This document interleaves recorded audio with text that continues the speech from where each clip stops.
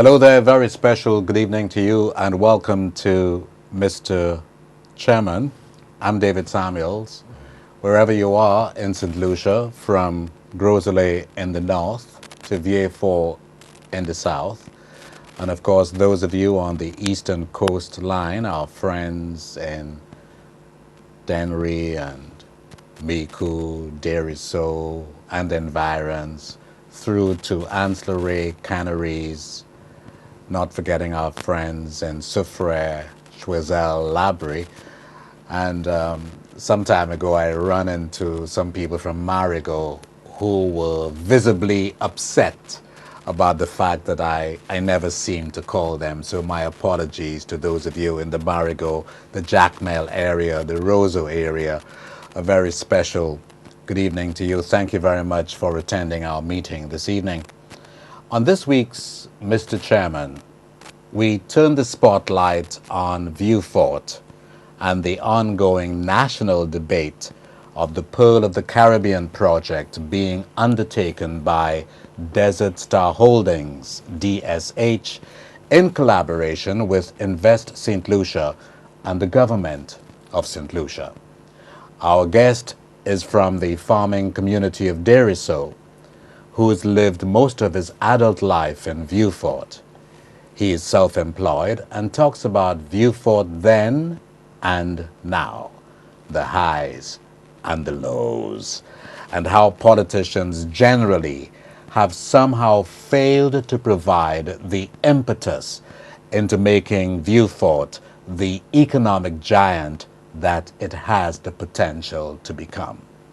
Our guest is Mr. Moses Vaval, well known for his social activism.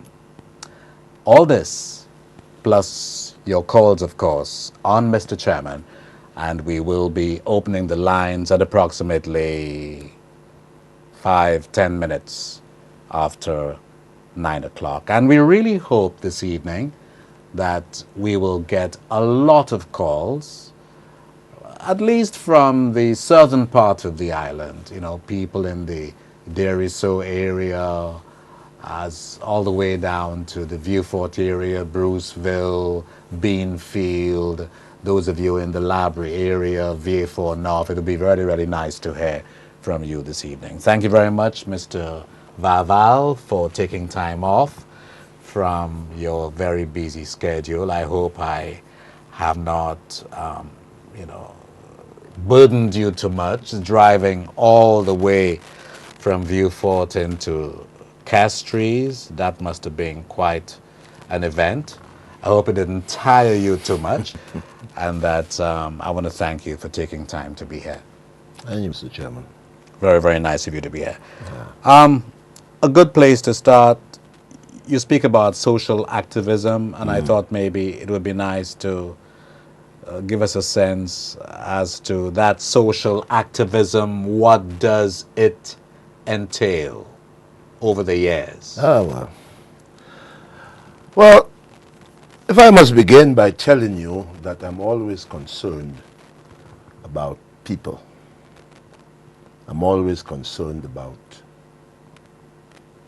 humanity. I'm always concerned about, the things that people do.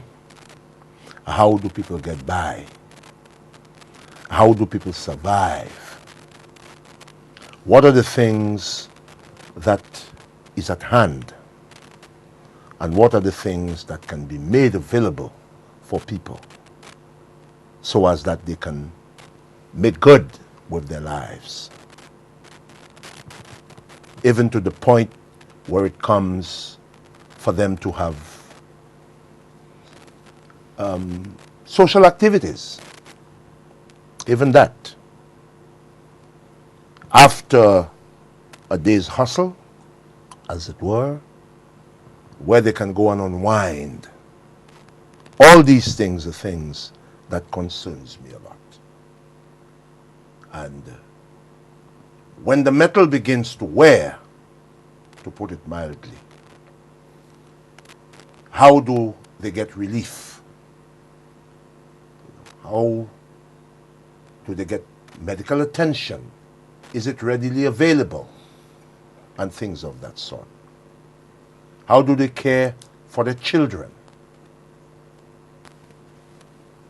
Can they see about their children's needs, their illness, their education, for that matter, most importantly? And those things have always concerned me throughout my life. And in this way, as if you put this as a headline, I have always been a social activist along these lines. But most importantly there is, what do people do for a living? How do they earn a living? How do they move their lives ahead?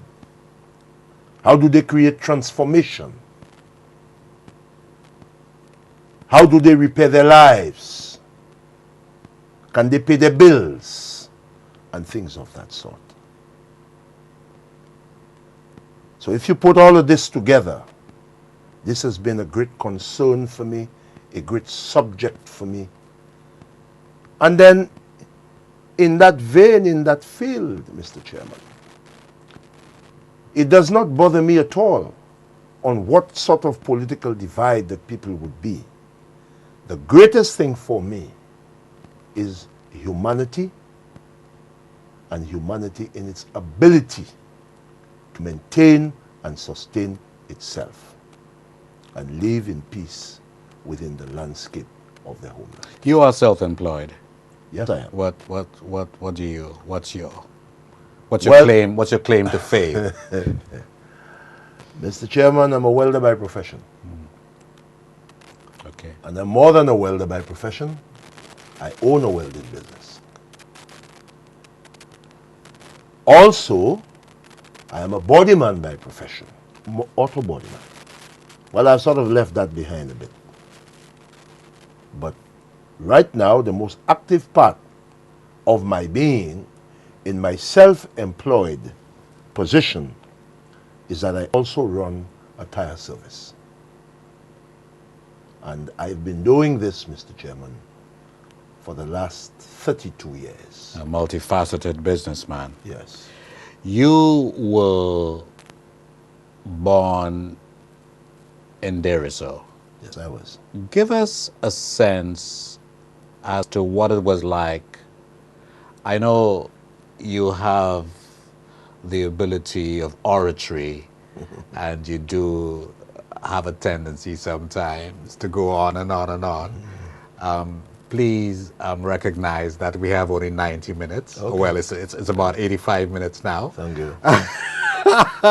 And tell us what it was like growing up in Deriso, and what was it that prompted the move from Deriso to south, to Vieux-Fort? Deriso has always been a self-reliant place. A place where people, of course certainly the people of my generation, have been taught to survive.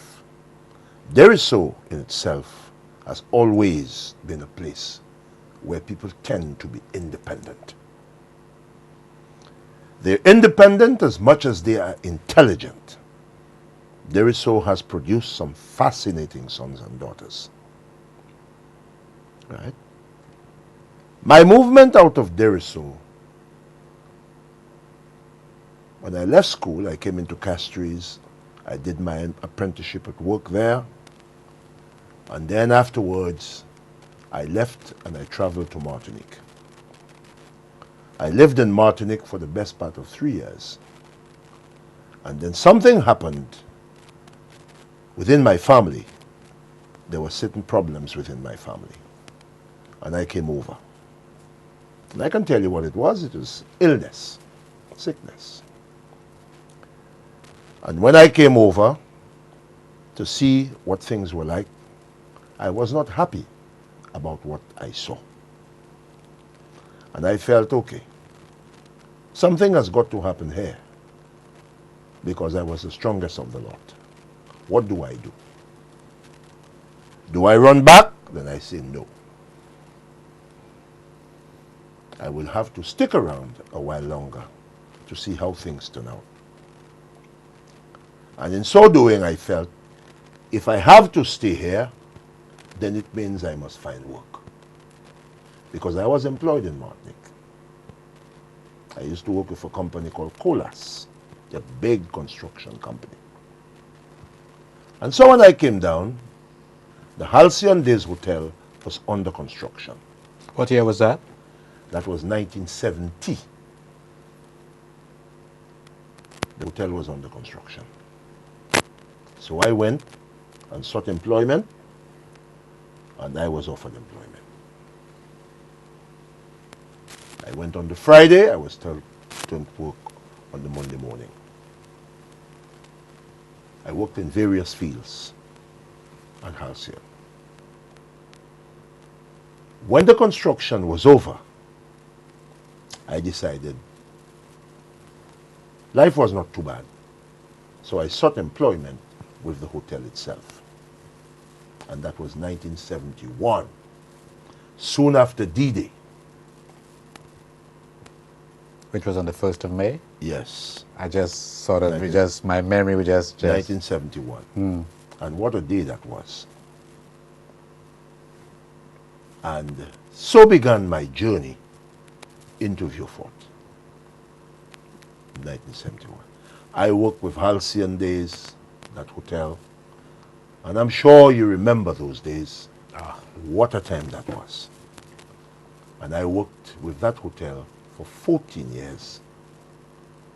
Finally, when the hotel folded up in 1984, I saw two things in front of me.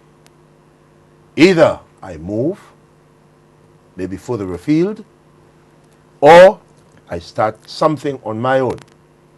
And I thought the latter was the best thing for me.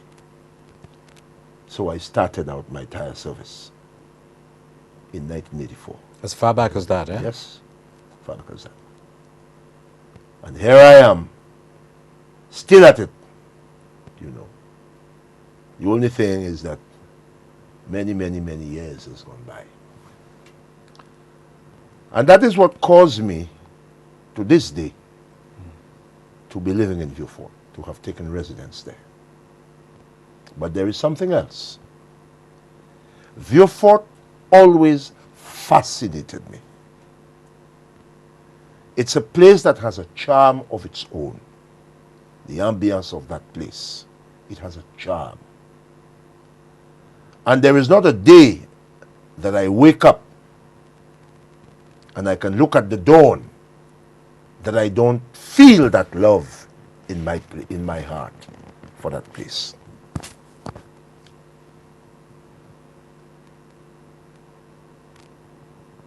A lot of things that has gone on in there makes me feel very, very sad. Embarrassed and sad. And it's what Vieux-Fort has found itself into and has become over the last couple of years. Before we go there, yeah.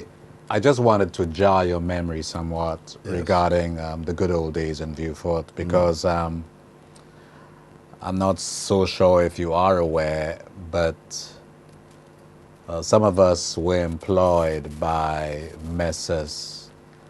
Gobat and Bill Stewart, who were at that time, Halcyon Days was one of the properties that they were running. Remember Lawrence Samuel? Oh yeah, my dear Chitoli, there are so many people.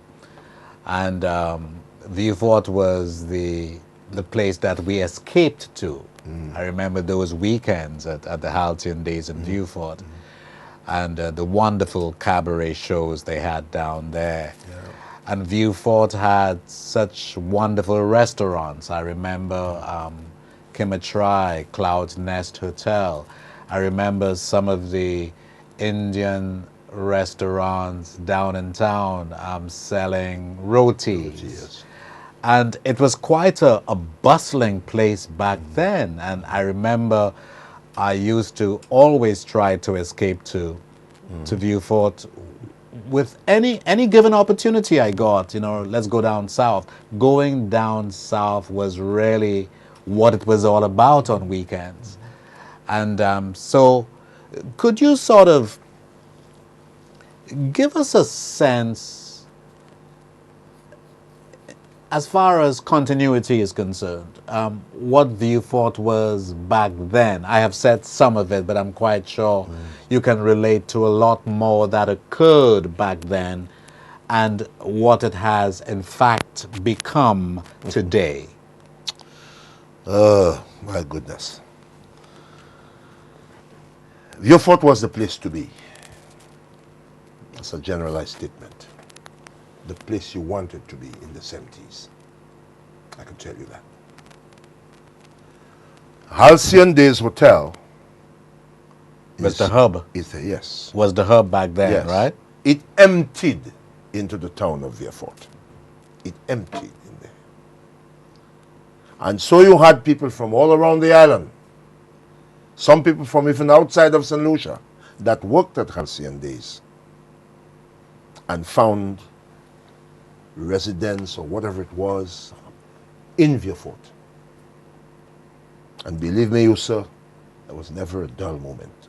I'm telling you so. I know that. There was never a dull moment. Never a dull moment. Of course, some of the places you just mentioned, and then of course you had clubs like the Pigalle, which was downtown, you know. And I can recall on a weekend, most of the time, you know, you had so many places you could go to in Vieux-Fort alone for entertainment in the town. And you hadn't gone to the hotel yet. It's just in the town. And you would have had as many guests that was coming from the hotel, and they patronize these places and so on, you know. On a Friday night, I'm sure you could have counted as many as 5 places that would have had dances in Vieux-Fort, of course, not to leave out places like the Sapphire Club and those places. My dear friend, may she rest in peace, Berina Bibi Mason, was a woman with a very big heart, and those were the places, you know. And her husband George, and so on. I remember that. And we could always find something to do, and the hotel was there to hold us and protect us. But when that hotel went down in '84, How many people were employed back then? Do you have an approximate figure? Because I know it employed quite a few people. in the heyday of Halcyon Days, it employed over 200 and something people in the different departments.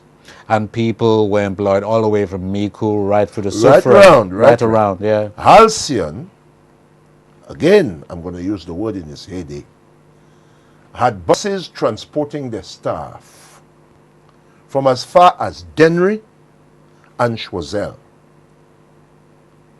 The buses never went to Soufrière, no. But from Choiseul, you had them down, and as far as Dennery. And in the in-between, Mico, Deriso, Labrie, and those places. You know? And each one of these buses would come down full.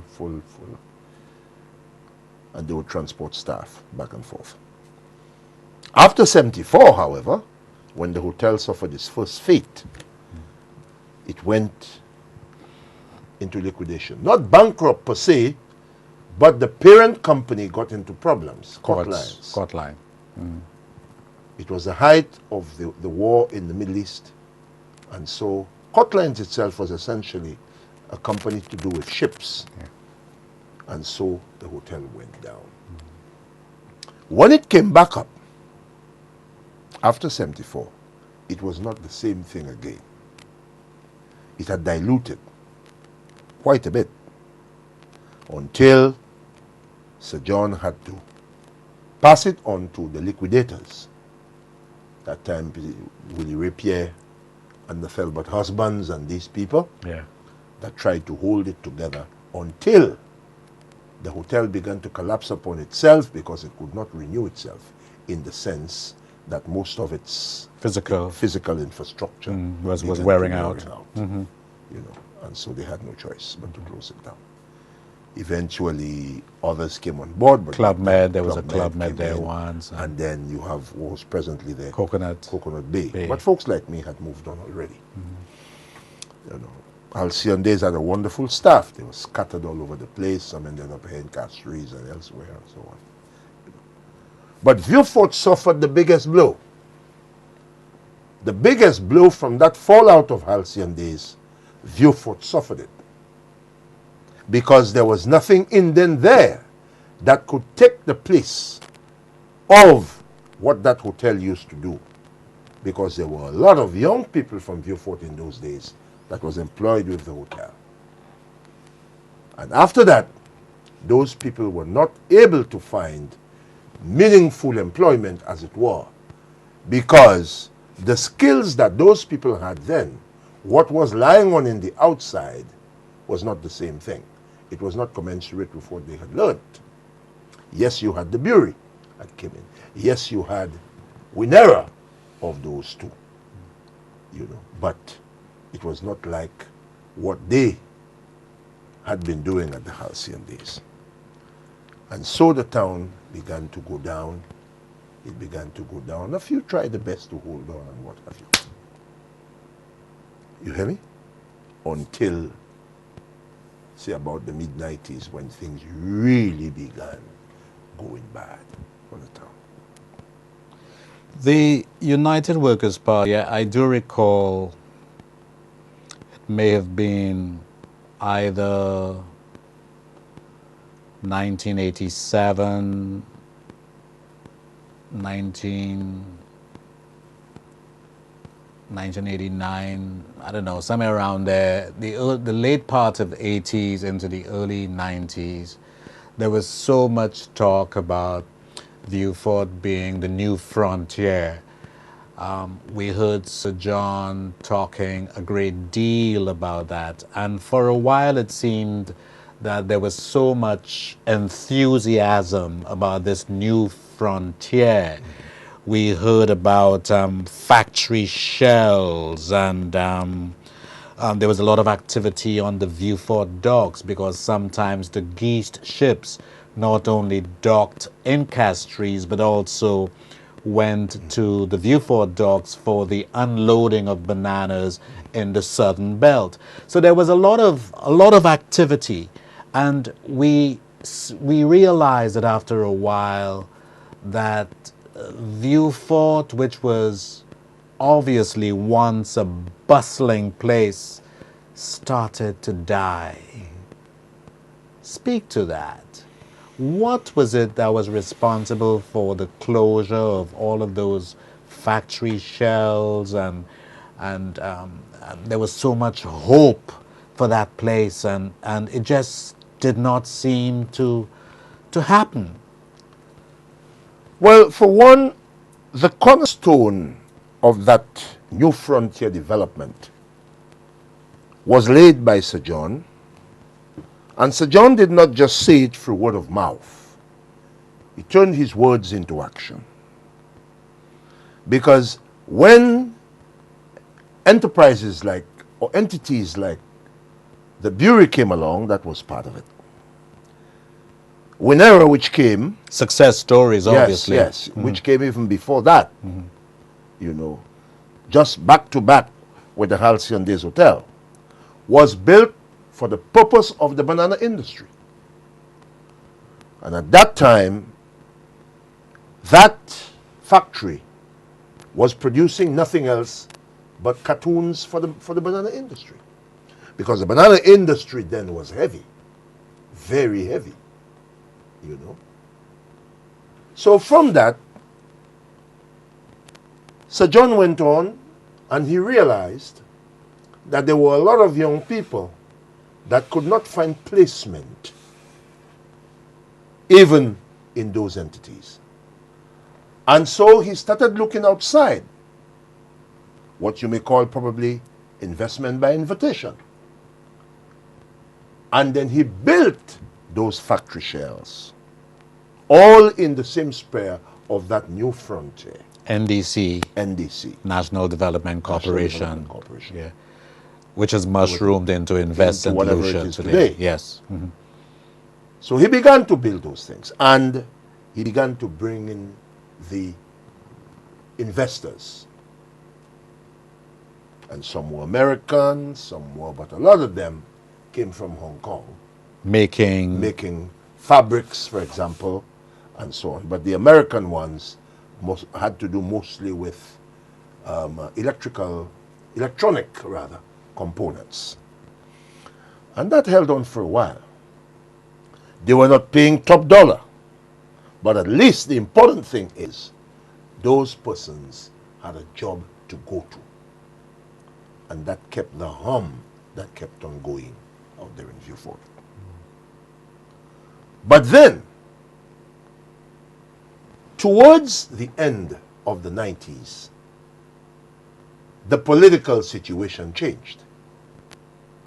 And when that changed, many of those investments, many of those entities went down with it. Because of the wind of change?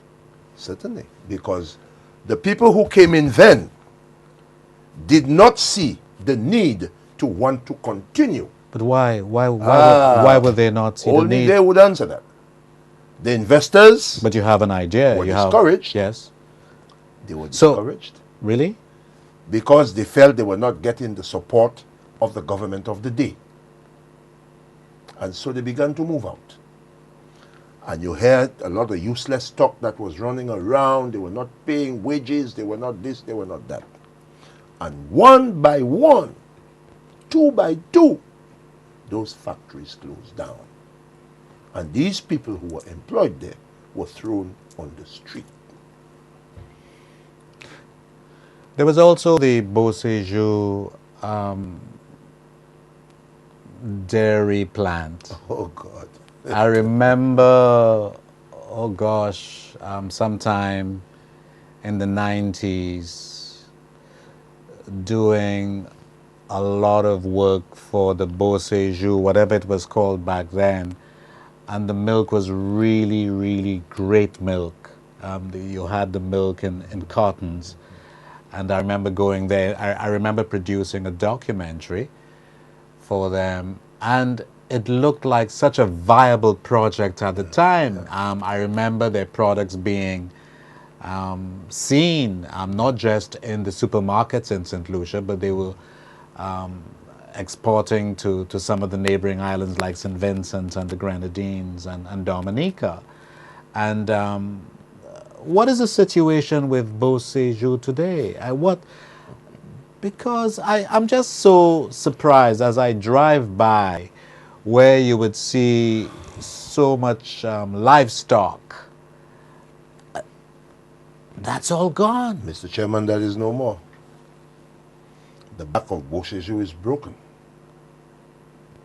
Beauséjour today is a broken down, decrepit place that is quite frankly now a health threat.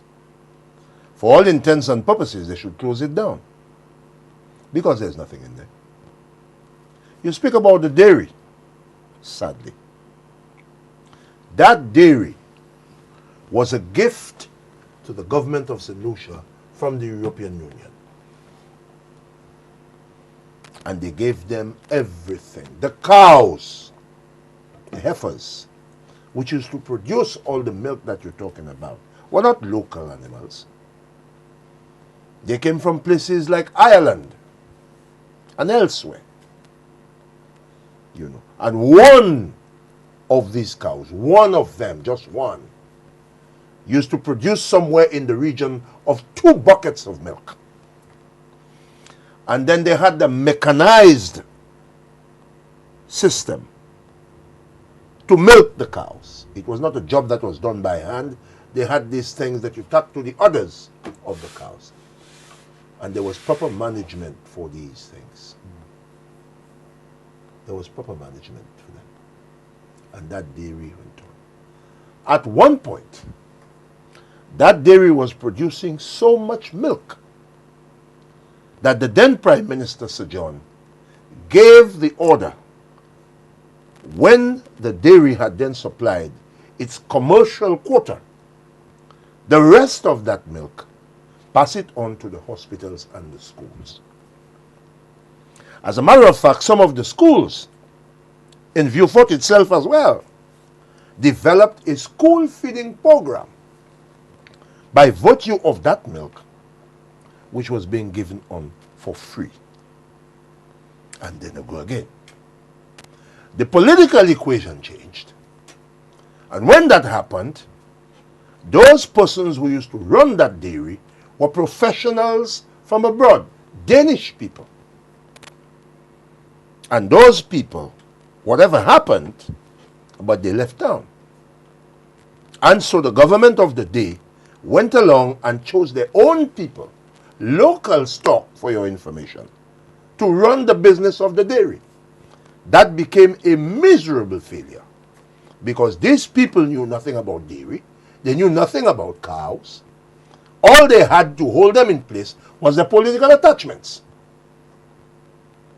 And before you know it, the dairy went under. All to the loss and the detriment of those who work there and those the dairy used to sustain island-wide and the customers beyond, as it were. Okay? The production ceased and the animals disappeared. I used to hear some fancy stories about what happened to these animals. It's an embarrassment and a shame. You understand? Because what happened to the animals? No, I'm just very curious. I'm just very curious. What happened? Because even the fodder for those animals did not come from here. They were sent here to be planted so that that would have been these animals' nourishment. Yes. Heavy duty animals. God only knows. I remember seeing. And not a word, not a word, not a word. Those people did the mischief and moved on. And the dairy folded. All that is left now is the decrepit buildings that is to house those animals. And what was the administrative building and all that sort of thing. Because they were even given a pump, a water pump, so as to keep the fodder always watered down and everything else. You hear? And all this just went to the ground. All that is left in Beausejour today is old pens, whether they housed pigs or whatever it was. It's all there falling upon itself. Even as a matter of fact, over the last 2 or 3 weeks, the staff at Beausejour had been asked not to report to work except to go there and feed the animals because the place was a dangerous place for them to continue working. I don't know what interventions have been done, but I know as of the last 2 or 3 weeks ago, most of the staff of Beausejour was out because the place had become a health hazard. Beausejour is it a government entity? Of course it is a government entity. Let's shift a little to the south. There used to be a restaurant that I would go to, an Italian restaurant called El Pirata. I remember having some really great Italian spaghetti bolognese, and I used to really enjoy being there. It's really on this lovely beach. There's nothing there. It's a broken down building. What's the story about that place? There's a lot of stories. So much of what I've heard, I don't know. I don't want to go into there because it may bring in certain things. So, but all I know, the shell is there. That's all. That's the thing. Yes. The shell is standing there. Who is going to own up to that shell? Let's wait and see. I've heard all sorts of things. But who's going to own up to that shell? But let's not too fast forward ourselves. That place was also part of Halcyon Days. You're right. You are right. I remember many of the guests were driven there. Yes. Because the beach there is obviously Yes. much nicer Yes. than the beach. It's on the Caribbean That's side. right. That's right. So that's Yes. where they used to do the water There's a shuttle. skiing. There was a shuttle. That's right. Yeah, That's where the used to water do the water sports. Yes. skiing Yes. And the snorkeling. Yes. And so on and what have you. And it was a mini restaurant in its own right. It had its bar, it had its everything. El Pirata came afterwards, as we have said, upon the demise. Thanks for jarring my memory. I had completely forgotten Yes. that Halcyon It Days. was a It was Halcyon like Days a property. yes. It was. Yeah. Most definitely. Very, very interesting indeed. Yeah. It was. Very interesting. We'll take our first break now. Yeah. And when we come back, we've heard so much about the Pearl of the Caribbean project and the DSH folks are here in St. Lucia as we speak, I'm told. And I need to get your views on that because it is one of the most, shall we say, I use the word controversial advisedly. There's a big debate going on between the government, Invest St. Lucia, and there are concerned people, the Southern Development Vieux-Fort Concerned Citizens Coalition. I want you to talk about that, the proposed development, your views, your concerns, and what are you hearing on the ground from the ordinary man in the street of Vieux-Fort in the south. Let's take our first break. You are viewing Mr. Chairman. I'm David Samuels, and I'm here with Mr. Moses Vaval, who is a social activist. At some point in the next 10, 15 minutes, we want to, encourage you to give us a call, and you may want to ask Mr. Vaval some specific questions, given his bit of history. He really sounded like an historian this evening, and we are very, very happy that he has done that because he has jarred my memory some. So let's take our first break. We'll be back momentarily.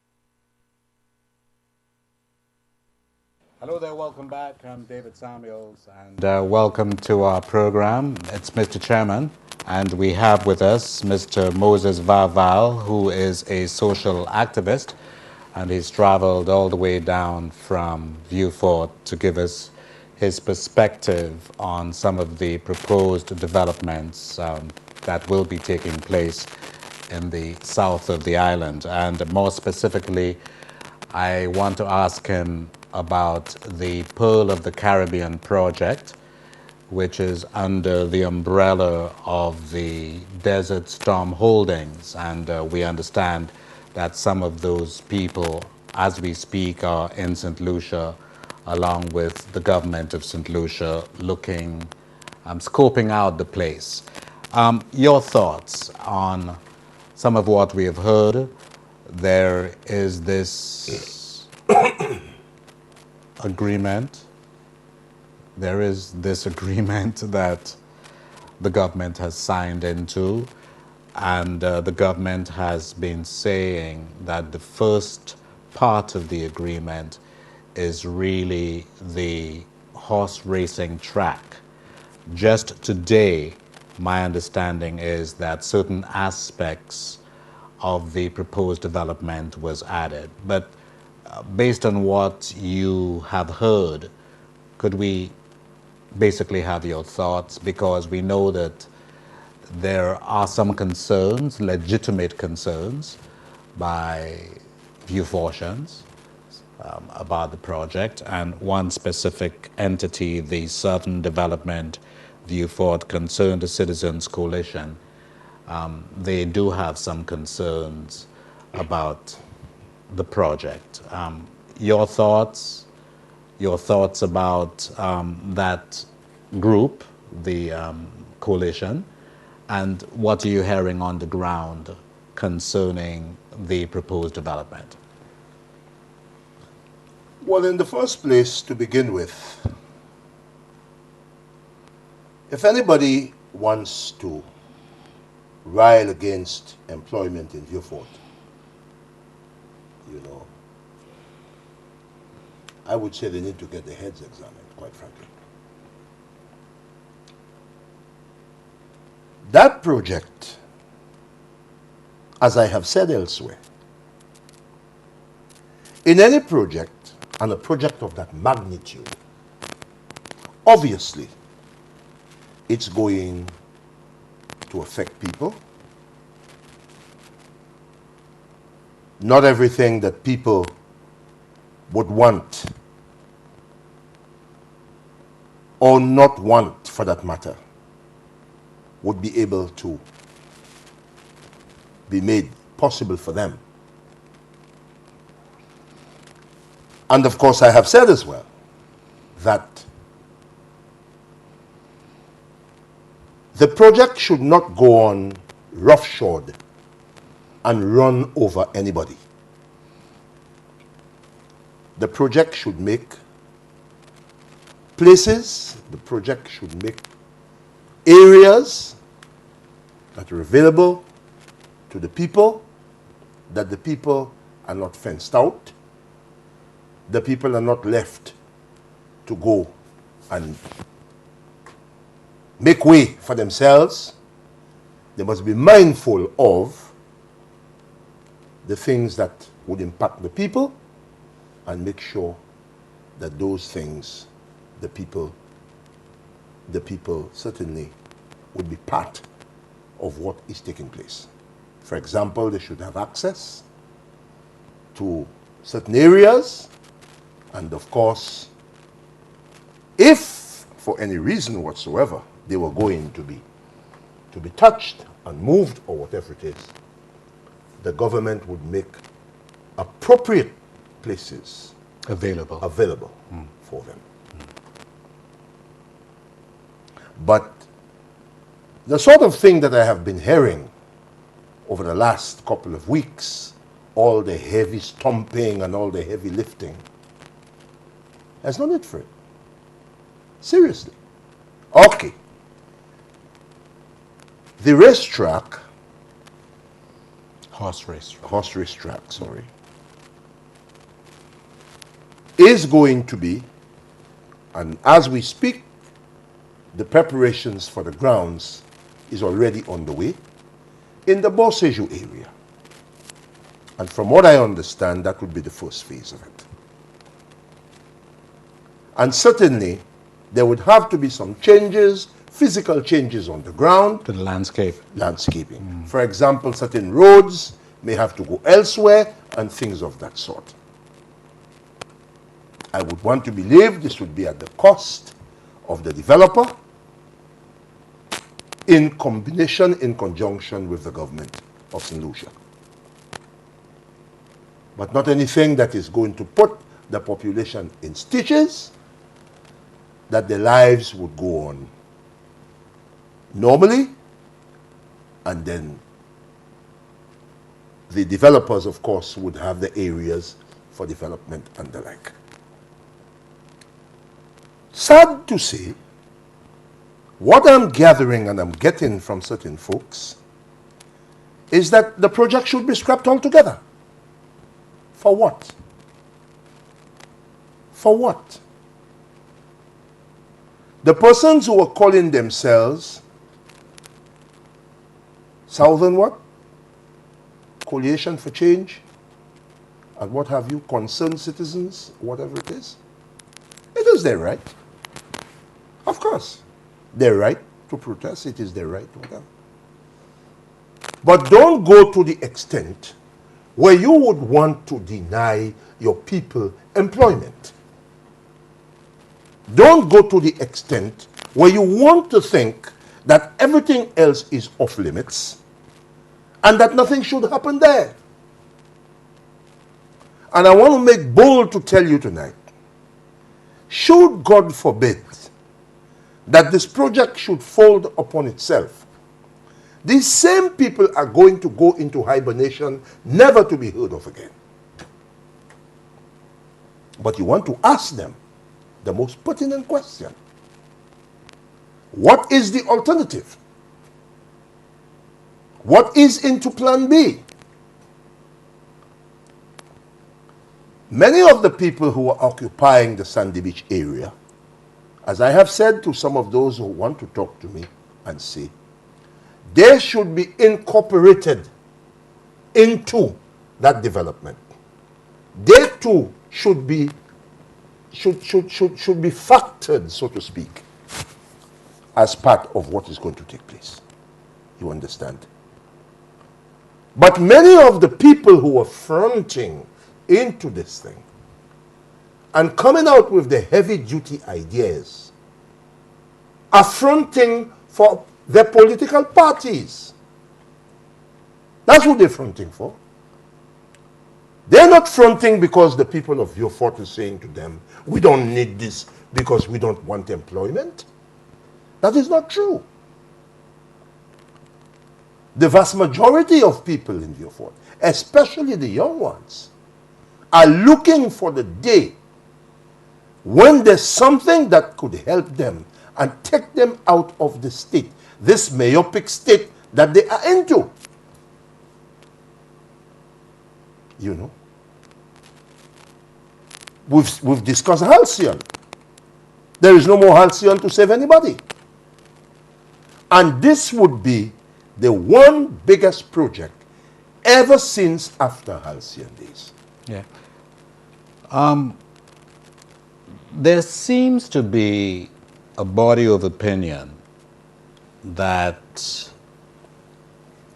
some people in the South would like to be consulted a great deal more. Now, I'm not suggesting that Invest St. Lucia and the government of St. Lucia have not had their town hall meetings. In fact, I know there have been some.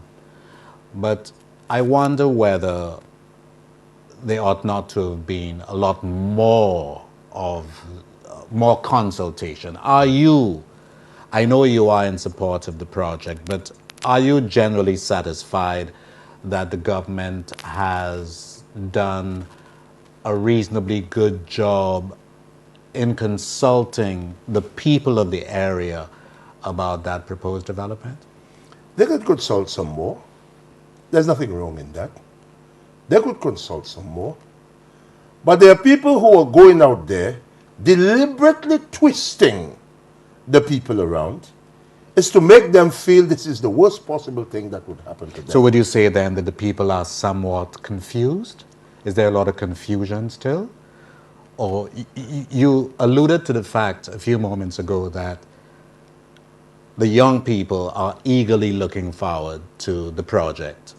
But yes, there are the middle-aged people and so on, yes, who probably are somewhat... And with every right, the young people must be eagerly looking forward for the project. With every right. Because they are going to be the ones that is the greater dispossessed ones, if you prefer the term. They are the ones today who's languishing and don't know where they're going. They are out of school, you know. And where you see them, wherever you hear them, you know, they are all on the blocks. They are all here, they're all there. That's the tragedy. Some of them prefer to remain quiet. You know, let all the heavy waves pass over their head. But on a one-on-one, they will tell you that I want a job. I'm hoping for a job. I'm looking forward to get a job. And they speak to them that way. You understand? Some of the people they feel that is the greatest ones, the ones that will be greatly impacted by all of this, are the people that lives in Bruceville. You know, in a way, I'm part of Bruceville. I live at the top end of Bruceville, and I have said, yes, if it means that those people will have to move to make room for development, you know, and that might be quite a mouthful for the government must make the grounds ready for these people. Relocate them as much lands as those people might require. I don't know if this ever comes through.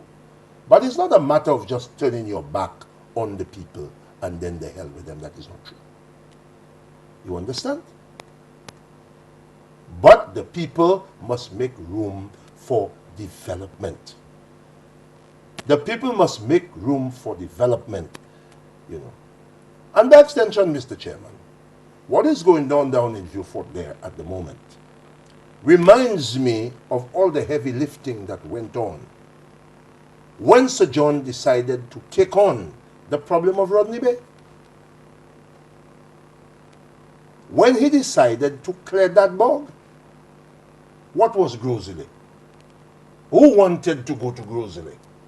What was in Groseley to offer anybody? Today, going there is a trial. You know, today, you cannot buy property in that place. No. But I remember back in the day, when the Honorable Alan Bosque, for example, deceased, used to represent that area, lands in this area was being sold at 10 cents a square foot. And you can check that out with the land registry. 10 cents a square foot for land. Today, this same area, from what I'm told, lands are no longer quoted in EC dollars anymore. This place now, you know, is saturated. And only because John Campton decided to clear that bog, to open up that place. Okay, but let's keep the focus on Yes, Vieux-Fort. I am. I just want to draw certain comparisons. And I understand that. I understand that. You know, and you're right about that. If you were in a position to advise the government and Invest St. Lucia about the pitfalls, some of your concerns, and because I want to go back to a point I made earlier, that there are some people who have reservations about the government's approach in disseminating useful information about the project. In fact, it is appearing like it's a fait accompli. And I'm not just talking about the horse race track, but there is what's coming out. There seems to be like the deal has been signed, sealed, delivered. And this obviously would be of some concern to some Vieux-Fortians, right? So if you were to advise the government and Invest St. Lucia, what would you really say to them in their approach towards, you know, that development? What sort of advice would you give to the government and Invest St. Lucia? The first thing is that... And by the way, just let me tell people the lines are open, and we really hope that we hear from some of you in the South in particular. If you've got any questions for Mr. Vaval, don't hesitate to give us a call, 451-9349, 453-1730. And there is live streaming, www.stluciafirst, and Saint is spelled S-T-L-U-C-I-A, St. Lucia First, First.com, www.stluciafirst.com. Yeah. The first thing I think that should have happened is the consultation should have started even before, you know, this project was brought on. The government should have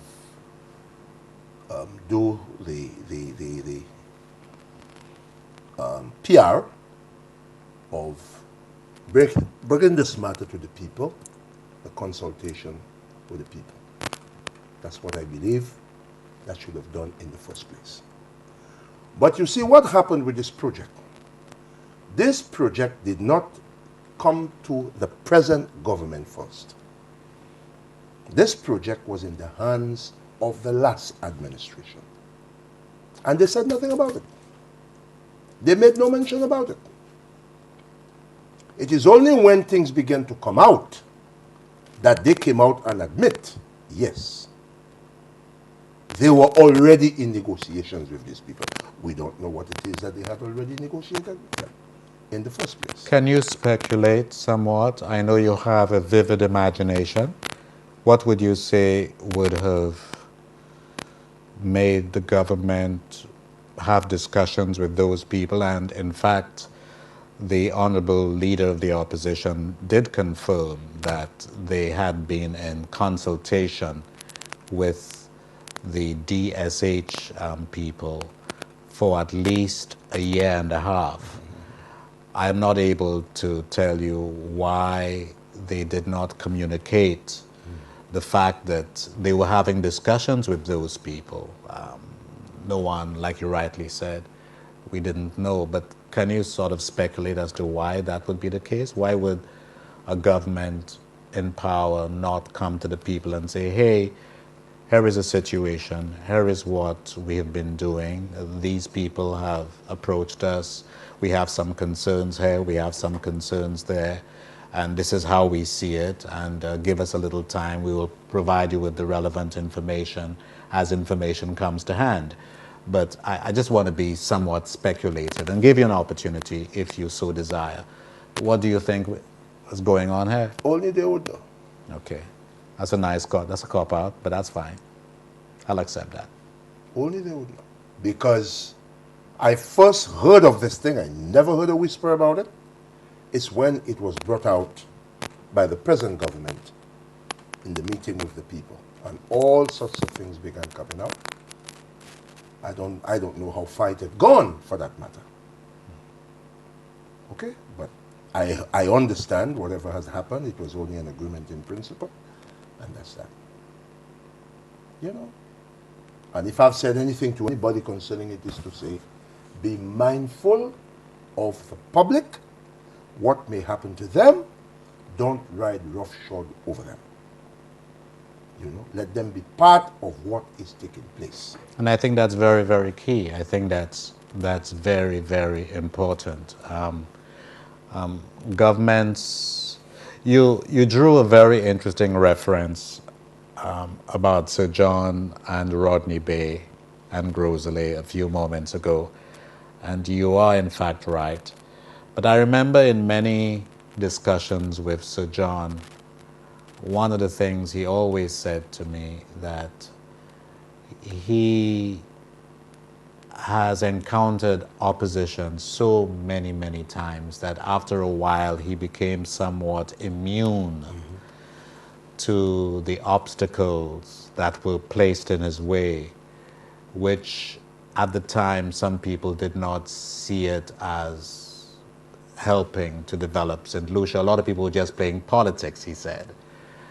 And so the Sir John Compton era was what it was. Today, however, this is the information age, and it is very, very important, as you have reiterated, that this administration really does everything possible to communicate, to edify, to inform, to exhaust the process if necessary, so people understand every single step that they are going to take.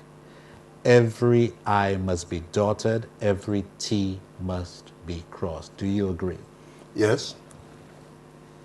Yes, totally. Totally. Totally. We open the lines 451-9349.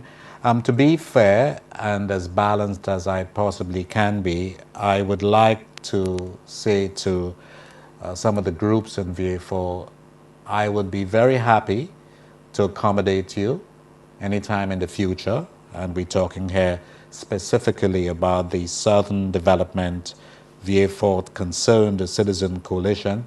If any of you would like to come by next week or the week after to state your case so that we can have this dialogue, it's healthy, and feel free to contact me. I would be very, very willing to accommodate you.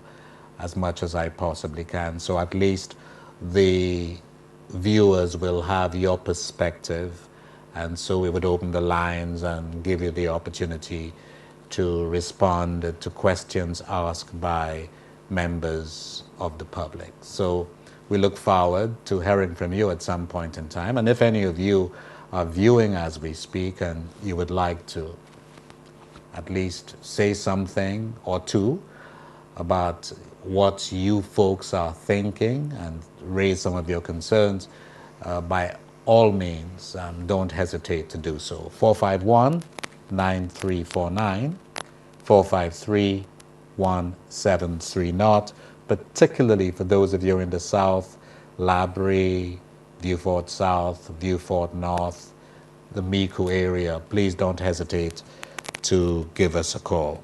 I'd like to talk about, there's been a lot said. It's kind of uncertain. We hear so much about the St. Jude, the George Odlum Stadium. There is some speculation that this might have to be knocked down. Just speculation. I'm not sure if that's fact. I hasten to add, I'm not sure. We also hear about the abattoir, which was financed by the Taiwanese. We hear about that as well. But some of the concerns we've been hearing and is about Sandy Beach. And I know the Prime Minister has said on a few occasions that access to Sandy Beach is not going to be restricted, because there was some talk around that Sandy Beach, people who love that area, it's an area that I love myself, would be restricted, and the Prime Minister said that was not the case. But what are you hearing? What are you hearing on the ground? And if you've got the time, why not give us your thoughts about the abattoir and the George Odlum Stadium? What have you been hearing? Well, for one, Sandy Beach cannot be restricted, for one. Let's begin with Sandy Beach, first of all. And that's why I said even the people that is on Sandy Beach now, at some point will be accommodated into what is going on. I leave it there. Because in Sandy Beach, you have the Queen's Chain and all of these things to recognize. You have all these things to be cognizant of. And wherever the Queen's Chain applies, it means the public cannot be restricted from not using these places, taking part in it. Hold that thought. We have a caller from Mico. Mico, thank you so very much. You are our first caller tonight. Good evening. Good evening, Dave. Good evening. And good evening to your guests. Actually, it is very so. Oh, that's right. Dave, I listened to the program, and then I am one that is, I'm not strange from Vieux-Fort, because Vieux-Fort is a place that I have worked for years. And then most time when I have the opportunity, I go to Sandy Beach, where Point Sab, and cool out myself, sometimes having a beer. Now, when I look at that place, Dave, we have only 2 restaurants at that place, 3 restaurants, sorry, in that area there. Now, if you were to check as the amount of persons that are employed in that particular area, maybe roughly about 12 of them. But looking at Vieux-Fort itself, we have often told that Vieux-Fort is the new frontier for development. When at the development in Vieux-Fort, we have an international airport surrounding that area there. As soon as the visitors arrive, that the taxis are just pick them up and straight to Castries. If perchance is that we have that constituency developed, something happened there, particularly if that DSH program, whenever it comes on stream, it started, and that area is developed, I believe that will be a boost for Vieux-Fort, particularly for the contractors, the masons, the carpenters, and these people. They will get something to do. But we have this vast area all the way to Bois Chardon. Nothing is happening there. What are we complaining about? All those bushes surrounding next to Coconut Bay going? There is no activity. Nothing is taking place except even if you go there during the day. Mosquitoes, that is other thing that will surround here. Nobody employed here. And those who are called them the so-called concerned citizens, most of them, some of them are pensioners, they have a salary. And they're not explaining the people the important thing for the people, make them understand. They are playing politics with the thing. They are just playing politics. Get real and let the people know what it is. I'm not saying, and even the lady, the last time that was when she came with a few workers by Sandy Beach, that white lady. If that area is developed, she would have to employ more people. She would need more workers at a place, you know. And if it is just totally politics, I see. And when they're talking about the concerned citizen, you could measure the amount of people that are involved, you know. So then we need to stop that politics. I never said the Prime Minister would not, in terms of dialogue with the opposition and explain to the people what is happening. But the fear they are putting with the people is that foreigners are taking their land. They are taking your land. They are not even telling the people that the land is being rent or listed, whatever it is. Come to real and let the people know the reality and stop playing politics. We need something serious to happen in this country so that our young people can employ. The case of people, killing ladies, killing women because things are hard. We need to put a stop to this and get the ball rolling. Thank you very much, Dave, and your guests. Thank you. Thank you very much, Miku. Very nice to hear from Miku. We certainly hope we get some more calls from that area. And of course, more specifically, those of you in Vieux-Fort North, Vieux-Fort South, Labrie even, it would be nice to hear from you. You were talking about Sandy Beach. As I was saying, I said that the people cannot be the key raised out of Sandy Beach. You know, as I say, a line must be drawn where the people can be accommodated into Sandy Beach and become part of the ambience. I leave that there for the time being. You made mention of the George Odlum Stadium. Let me tell you this. That stadium was not supposed to have been built there. But the point is, it was. It was built, yes. So we have to deal with it. It was built there. The question is, the stadium is now getting decrepit once again. It's falling apart once again. It is high time that this hospital is moved out of that stadium and then determine and decide what is going to happen to that stadium. I'm not futuristic. I can't tell to people whatever it is. But if they have to keep that stadium there, they're going to have to spend a lot of money to be able to keep it there because it's falling to pieces. Right? Good. Let's move into the St. Jude's thing.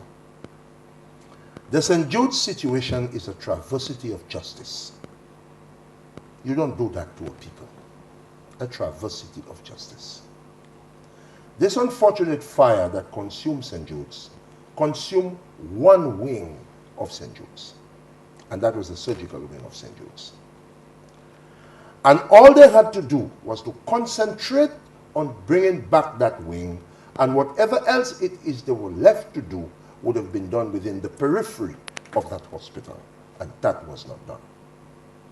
To everybody's shock and amazement. It just moved out. Just moved out. A free will thing, peace, that, this.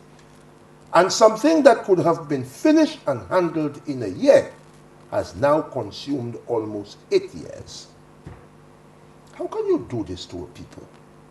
How could you? So who do you blame for that? The last government. But some folks would argue that both governments are to be blamed for it. Would you disagree? Of course I disagree. Of course I disagree. This fire passed in 2009. The last government went out of office in 2011. Hold that thought. Castries, thank you very much, Castries, for calling. We do appreciate your call. Good evening. Good evening. Yes. I'm just calling to say back the man, the last man I took there. I'm backing him up. Caller. And what he said? Caller, just 1 second. I'm hearing a lot of feedback. I suspect you're listening to me. Place your phone place your TV on mute so we can hear you distinctly. There is a feedback and it's coming back at us. So let's turn down your TV and let's hear what you have to say. Are you there? Caller? Oh, we've lost her. How sad. Yeah, so you were saying. So this thing should not have taken more than a year. Because in the wisdom of the Americans, when they built that hospital, they built a hospital wing by wing. And the center wing, which housed the surgical department, is the wing that got destroyed. So why is it that this thing had to go to this thing? You have to understand, the last government consumed an entire term in government. And that hospital remained as is, And as we speak, that has not changed. What is this?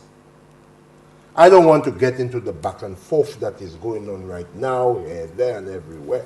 No. But I say to the present government, make haste and complete that hospital. Because the people need it. That hospital serves from Dennery to Soufrière, principally. Just think of that. Why are we in this mess? The medical staff, which operates at the George Odlum Stadium, are doing the best they can. With limitations. It's just amazing With limitations. what they have to go through. But I say, it's gone far enough. Let's do what is right. And that's all I'll say on that for the time being. I know the St. Jude is very dear to the people of the South. There's Yes, no it doubt is. about that. Yes, it is. What are some of the things you're hearing? I mean, Oh. they must be frustrated, a lot Oh my of them. God, oh my God, oh my God. It's an everyday thing. Oh my God. Oh my God. Just about just everything that happens badly there is blamed on where is our hospital? Where is our hospital? Because you have to be lucky to come out alive in what's happening down there right now. And I don't blame the folks there because within the limitations of where they have to work, it's bad.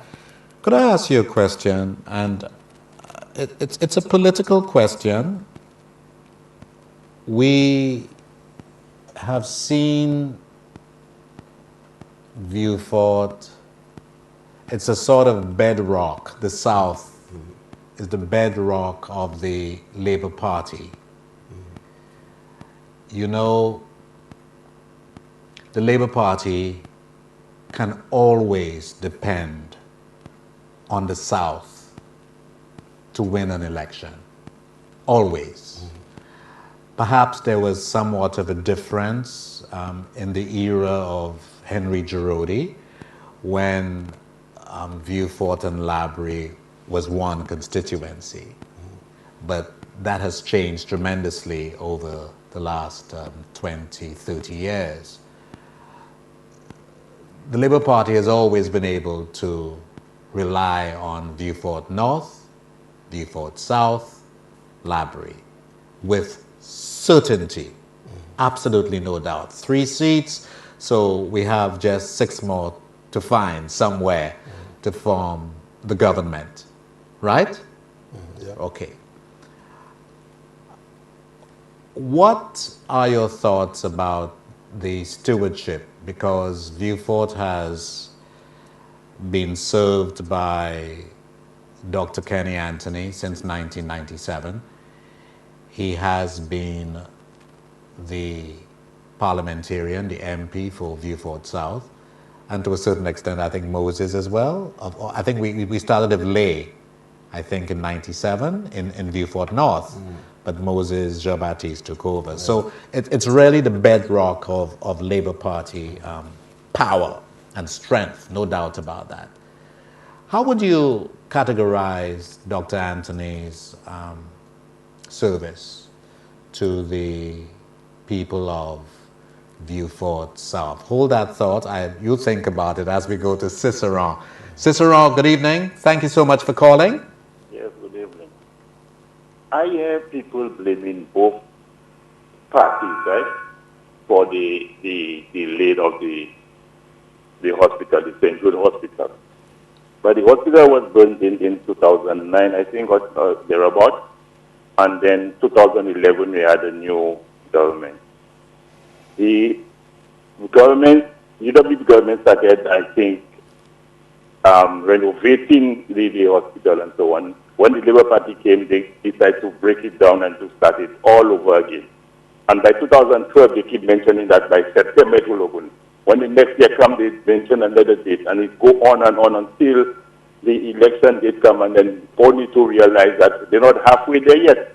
So how can you blame both parties for the delay of the hospital? There's only one party that could be blamed, it's the Labour Party as far as I'm concerned. Thank you. Okay. So how could we blame both parties? It's really the Labour Party that should be blamed. That's his thinking. And you think likewise? Certainly. Yes. So you were talking about... You were asking about, what was it you were saying a while ago, the stewardship Yes, of Dr. Anthony. of Dr. Anthony.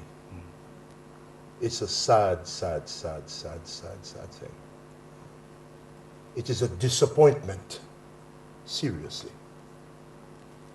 Sometimes I want to ask myself, was this deliberate? Was this deliberate? The way Vieux-Fort has been handled, was this deliberate? You know? Vieux-Fort today comes out as a throwaway backwater. Was it a deliberate act by the gentleman to treat Vieux-Fort like that? As we speak, except for a few footpaths here and there is nothing of significance in the social and economic lifeline of that place. I could put a feather in Dr. Anthony's cap and say you did well by Vieux-Fort. Not one. You see? The people has nosedived into degradation and deprivation. You may say to me, why is it that they... Of course it is their right if that's what they feel. But I live and see what they are facing every day. The inability to rise themselves and get above the parapet. How much longer can these people go on with this? Vieux-Fort today is a town divided. If you live on the western side of Vieux-Fort, you don't count. It's not important for you. What do you mean? Because there is nothing there, you know, that can hold you. Nothing. There is no business there. There is nothing there. There is not even a store there, not a shop, nothing. Because the economic livelihood of those persons has snuffed out. Snuffed out. Cannot hold up themselves. So, having said all that, Mr. Vaval, how is it that Dr. Anthony was able to regain that seat? Vieux-Fort has traditionally been a Labour Party seat. That's what I can tell you. You can go back, way back in the days of people like Clive Compton. You can go way back into the days of people like Bruce Williams. But you have a new generation today. Ah, yes. I mean, But that generation because you're has- talking about, I mean, the 1960s. Yes. That's 50 years ago. But those persons are yet to understand what is it they're missing out on. So the subservientness is where they are, quite frankly. So that's what it's about, subservience? Well, I can't think of anything else. I cannot think of anything else because, good God. It is sad. So if I were to ask you about Dr. Anthony's legacy, what would that be in your mind? I wonder what it would be. I'm asking you. Well, thank you so very much, but I can't tell you, frankly. You can't answer that question. No. Your thoughts about the abattoir? Which there's some speculation that it may have to be A moved. well-placed investment, but unfortunately, they never meant to have done anything serious with it. Because you just don't build a structure, you prepare for it. Where is the livestock to feed the abattoir? It don't exist. I always wondered about that. What are you going to put in it? Manacles? The livestock don't exist. So all the time you hear about the livestock is on a pushback, on a pushback, on a pushback. There has been no preparation on the ground. And I wondered, what is it Dr. Anthony ever asked of his Minister of Agriculture towards this abattoir? And what it makes it even sadder, the past Minister of Agriculture, he comes from the same area. He's a Vieux-Fort boy. He's a Bellevue boy. He's a Vieux-Fort boy. So Beausejour is right there in his flight path. And every day I was hearing some different thing about that. Where is the livestock to feed the abattoir? That abattoir should have been married alongside the tourism industry of the hotels and further afield. Nothing of that sort was pursued.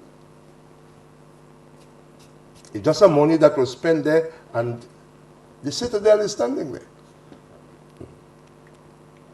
So I won't even second guess what they might do with it or not do with it. I don't know, because there's nothing on the ground, even that abattoir should open tomorrow, that can engage it. That's a very interesting thought.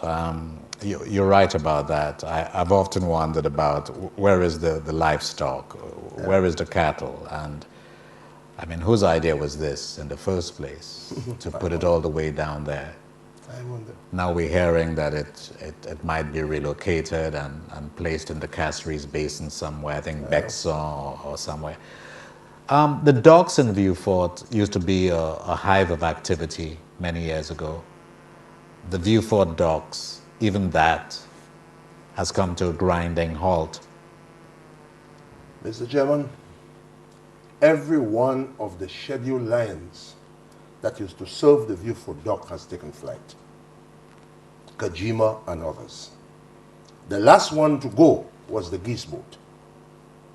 There's been 1,000 stories about that, but there is no more cargo for that boat. In fact, principally, you know what its purpose was. But it does not have that kind, the tonnage of fruit to take it and bring over to England. So the container cargo is mostly through the Castries port, so that boat only calls there now. But Kajima, from what I understood, has gone to Martinique.